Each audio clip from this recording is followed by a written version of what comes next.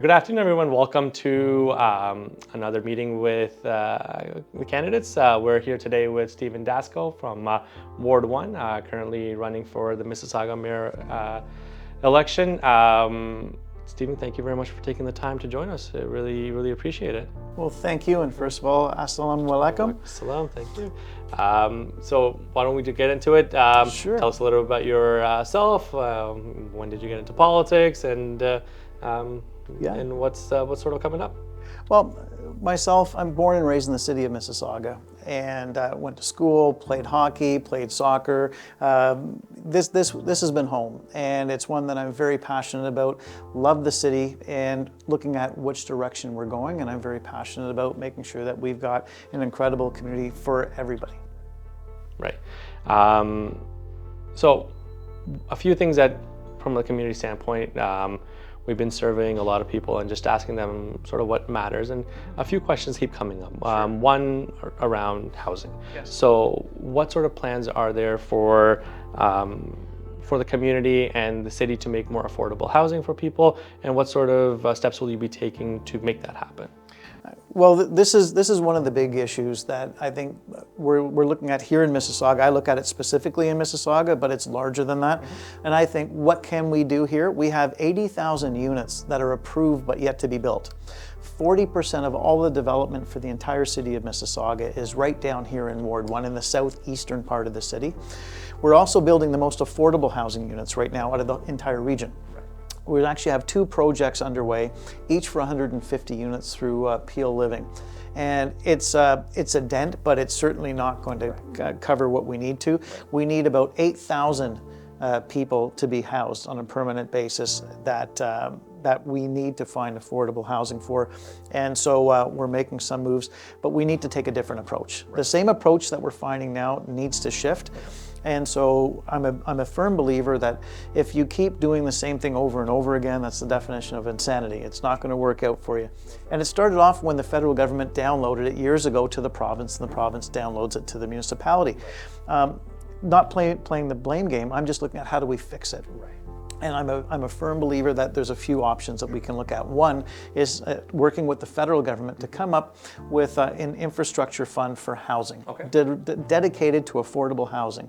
One where you can essentially have the developer and the municipality write a grant application for a proposal that would go in to this new entity, essentially, and they would be able to get funding to then come back and show to get their construction financing for their whole project. I think that would be a help. And not only that, but it doesn't go where, if we're doing 5% of units would be inclusionary zone, which means affordable, that gets spread around to all the other purchasers to help finance those units. I think it might work in a trending upward market, right. But in terms of long term, we need to think out a little bit differently, and also look at some other areas like Hamilton, Vancouver. They're using things called community bonds, right. And that's finding some different ways to get getting some units funded. Looking at that, but also the big one too is we need to have all 3 levels of government at the table working together and say, instead of these one-off press conference announcements or something like that, come up with something that's really comprehensive. The missing middle is one that is going to continually get squeezed. Right. And the young families, they want to come in, start a family, live around a school and a park and transit. These are the opportunities everybody should have. For sure. And this is where we need to find those meaningful solutions. And just building on that a little bit, sure. What would you do, and what would be the plans for creating more affordable rental housing? Is that included in this, or would that be something separate? Or right off the bat, there's a few things that I listen to some of the stakeholders and other decision makers, and asking our planning staff and our financing staff. One big, I think, issue that people have wrestled with in terms of building it is if you build a condominium, you sell your units, you're done, you move on to the next project. Right. With a rental is you end up paying your same fees as you're paying for the condo, but now you're holding on to it. So your rate of return the amortization is a lot longer. And so there's no real incentive to do that. So that's where I think there's a huge opportunity. Because if you can help level that playing field to say, okay, your numbers will work regardless if you're doing condominium or if you're doing rental stock, all of a sudden it changes things. One positive change we've seen recently is the GST has been lifted off of rentals. I think that's helpful when it comes to development charges that the city can do. That's where you can, make some meaningful change. But again, we need everybody at the table to make sure it works, because having it all coming off essentially the back of the property taxpayer, we've got to make sure that that's not the only solution, because that then taxes essentially everybody out of the housing market, especially our seniors. I know you mentioned some about Vancouver and a few other cities with the bonds. Yeah. These cities are also introducing vacant home taxes. Is that something that Mississauga is going to consider, or is that something that, even with working with the region for that, is that something that is in the plans, or is that something you're not for? I know that we had looked at this a few years ago, and one of the issues that precluded us from doing it is because we're in a dual structure. We're at the City of Mississauga within the Region Appeal, and we weren't able to do it that way.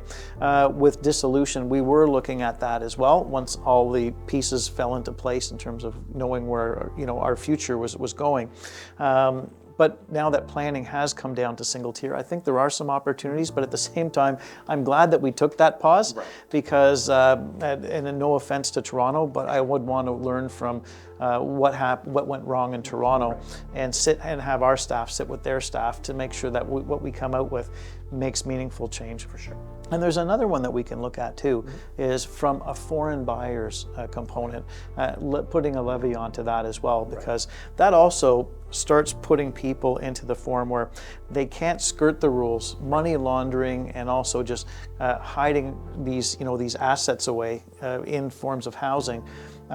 That's another one that we can look at as well. And I know Toronto raised about $20 million off that last year. So that to me makes sure that you target things a little bit better, but at the same time, it ends up paying for the carrying cost that the city has, so it's not off the taxpayer. Right.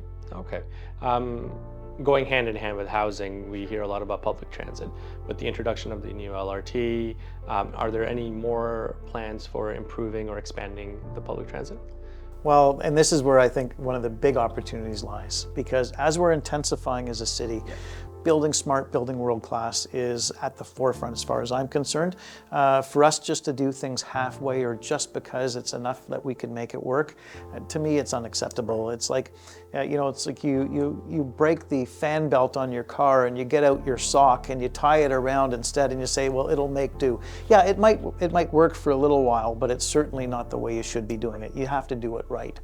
And so, when it comes to transit, having the loop, as they call it, the LRT that is now going to go through our downtown, that is, to me, similar to the Queen Street streetcar in Toronto, where you're allowing people to essentially have that sense of community and have a real soul of a downtown instead of just a bunch of high, tall buildings. We can move the streetscape out towards, those buildings out towards the street and make it more walkable, have that sense of community there.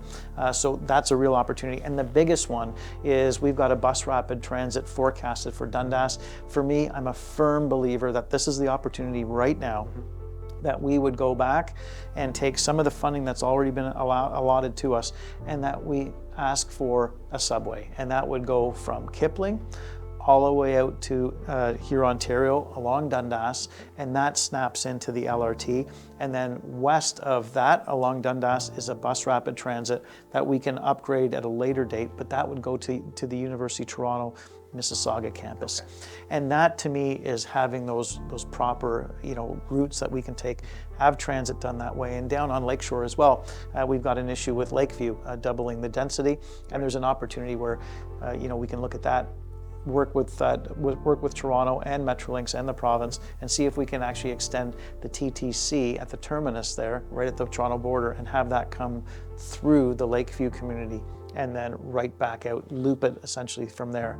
So coming up with some real world-class solutions, and then we can go further from there, where you can start integrating Eglinton and other areas at the appropriate time. But I say Dundas now because the density that we're going to see there, this is the time to do it right.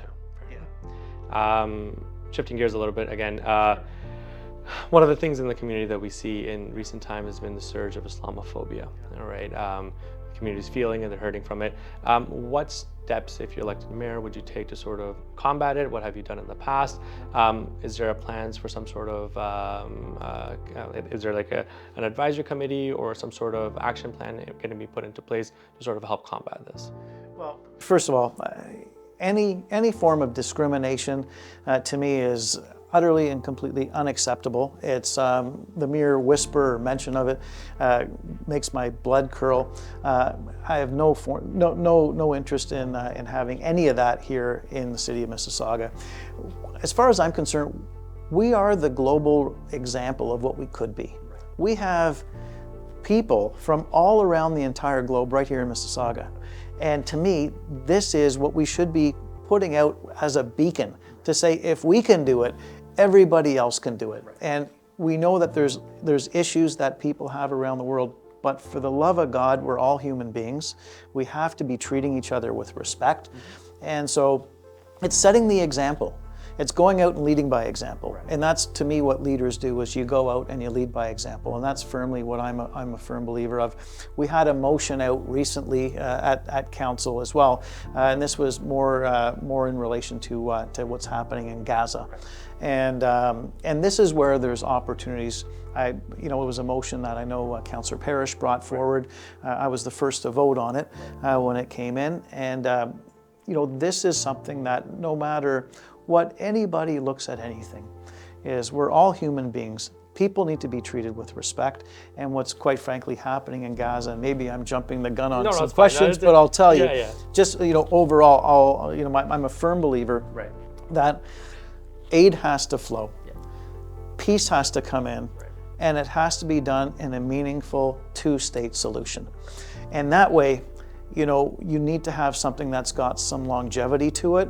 And ceasefires are one thing. It's important. You don't want to see bloodshed. How can anybody see children of all races getting killed? It goes against the fiber of who we are as human beings. And so that's what I look at. And so that's why I'm a firm believer that, is Mississauga going to solve all the world's problems? We're not. But can we be that example, and can we advocate? Absolutely. And this is also where, my interactions with the provincial and federal governments, especially the federal governments, I don't have a party affiliation. So when people say, well, what can you do? Well, I can work with all people. And that's the job as mayor bringing forward, is somebody that's going to work with everybody. You check the partisanship at the door, and you just go in and say, you know what, we've got problems. And how do we come up with some solutions, and make sure that, and quite frankly, that all the communities that want to be a part of it, we have our diversity and equity and inclusion, committees, but make sure that they have what they need to be able to function, because I know it's had some rocky times in the not too distant past, and I know emotions are high. And rightfully so. When everybody sees what's happening right now, it's gut-wrenching. And if anybody thinks it's not, I don't know. I don't want to know the person, because it is gut-wrenching. And so that's really what I look at, is making sure that the right people are at the table. And then we also look at some others, and that was part of that motion, for example, the Interfaith Council Appeal, and other groups. And this is where you see people coming around from all different faiths, and it's not uncommon to see when we get together, everybody's embracing each other, talking with each other, and again, being, as I mentioned, that beacon, what we should be around the globe. But this is what we're seeing in essentially some sort of banquet hall, and why should that not be put out to the world stage to say, look what's going on in Mississauga? And so there's a real opportunity here that we lead by example, and that's really what I want to take. No, and we appreciate that, and I think the question around that was community healing, and I think you've answered that.